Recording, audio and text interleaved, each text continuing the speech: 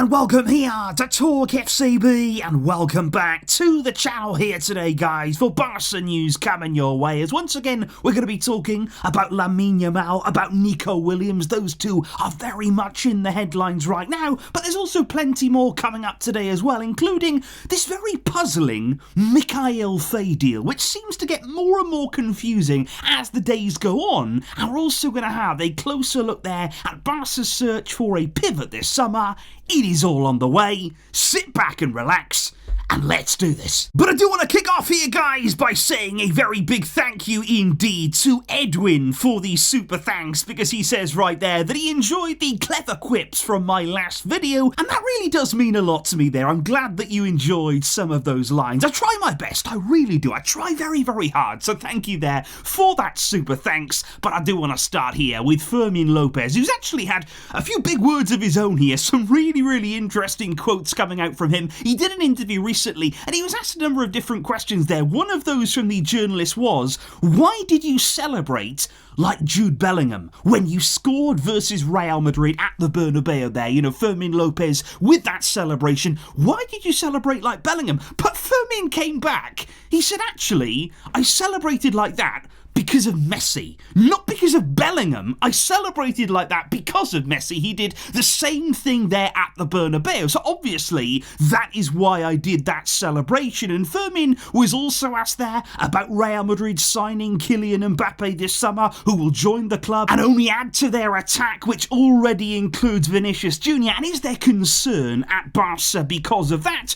But I did love Fermin's answer there. He said, there is zero fear in Barcelona. He said, we are not afraid of Mbappe, and we're not afraid of Vinicius either. He said, we are going to compete against Real Madrid. They may have great players, but he said, we are Barca, and we have them too there. So Fermin, in absolutely no doubt, we're going to compete against Real Madrid no matter what they do, no matter who they sign. We must compete with them, and we must really look at the great players that we have too. Because speaking of the great players of our own, well, how about we talk about Lamine Yamal, who by far and away this summer at the Euros, one of the brightest talents out there. And it was interesting actually, because when Yamal left Spanish training yesterday ahead of the knockout stages of the Euros at 16, he also received a very important message, because along with all of that he's been doing of late, he's also managed to pass his exams. He has been studying there in his free time. He's a footballer by day and night, and in his free time there, he's studying to pass his exams. And I think that there is a lesson to all of us. Yamal, even despite being a footballer at 16 for Barcelona and Spain, he still did not want to neglect his studies there, and he's found the time to make sure that he's passed everything. Is there anything this young man cannot do? Because I would also point out as well, recently he did an interview there, which has not been the first one of late. He's had lots of different media interviews there over the past few weeks before the Euros and indeed during it. And what I would say is, he's handled himself absolutely wonderfully there. For such a young man with so much on his plate right now, he enjoys speaking to the media, it seems. He conducts himself well. He looks really happy, relaxed. He's taking it all in his stride there. So much pressure, so much expectation on his shoulders, and yet he is just going along. He is doing the same thing he's always done since he was a kid. He's still a kid, of course, but he is keeping his feet firmly on the ground. And he was asked there about Lionel Messi and comparisons between him and Messi, but he said, look, Messi is the best player in football history, and to be compared with him, it is incredible, but nobody can be compared to him. He said, nobody, you can't do that to anybody. I hope to have even half the career that Messi has had there. So really humble and really intelligent words, I would say, from Yamal in terms of those Messi comparisons. I'm sure that he doesn't want them, he appreciates them, but you don't want to burden anybody with those kinds of Messi comparisons. Let him develop at his own pace there, let him become the player that he can be. Do not burden him with Messi's name. And speaking of that there, then came up the topic of the number 10 shirt. Yamal was asked, would you like that shirt? Would you like to take it on? Could you see yourself as the number 10? And he openly said, the number 10 is currently Ansu's, but if he wasn't in the squad, and if they offered it to me, then of course I would accept it. He said, it is a dream for me to be the number 10 at Barca. And that is a really important quote there, I feel, from Lamine Yamal, because I was not enjoying the fact here that Barca wanted to give him the 10 for PR reasons there, because of the club's 125th anniversary, because of the Nike deal, then just throwing the number 10 at Yamal and expecting him to just accept it. But to actually hear here that he wants it, even at 16, he understands the pressures, he understands the responsibility, but to hear there that he would welcome that, well, that makes me feel a little bit more comfortable with it there. I still think it's a big shirt. I still think it's a lot of responsibility for such a young player to burden him there with that pressure of the shirt, but we've seen how he can handle pressure already. We have seen the way that he accepts that responsibility, that he can keep playing, keep working in all the same ways. And if Yamal is saying he's ready, then who am I to argue with him? And he also said one more thing before the end of the interview. He said there, hopefully Nico Williams can join Barca. And right the way through it, every interview maybe that Yamal has done over the past few weeks, he's mentioned Nico. It is clear that in the public domain, he is talking about Nico signing for Barca, and I'm sure privately as well, he is talking to Nico about it too. Agent Yamal has added one more thing to his daily routine, and that is trying to convince Nico to make that move to Barca. But even that's interesting, because now we do talk about the man himself, Nico Williams, who again, he's been speaking as well. Players do talk a lot while they're away on international duty, much more than they usually would in the day-to-day routine at their clubs. And Nico Williams has actually said again that he's happy at Athletic Club. He was asked again about his future, and again he said, I have already said that Bilbao is my home, and I have only just renewed recently.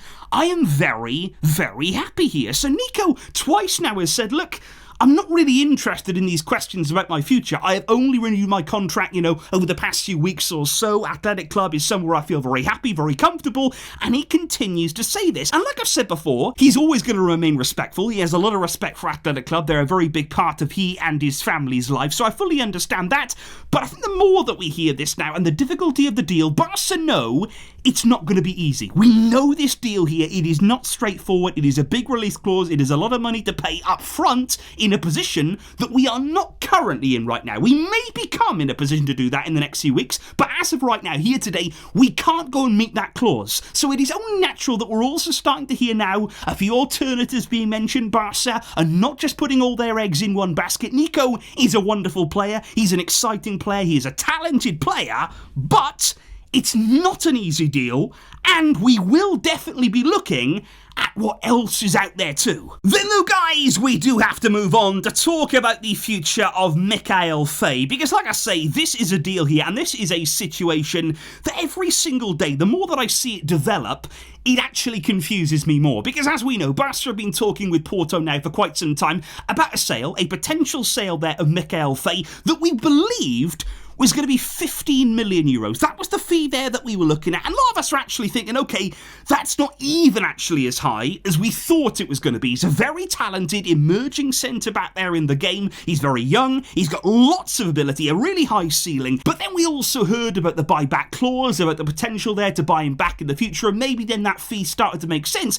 But now we're hearing Deco has been negotiating with Porto, speaking with them about this transfer more and more and more. The fee now is 5 million, apparently. It's 5 million euros plus potential add-ons there. There will be a buyback clause, there will be a percentage maybe of a future sale.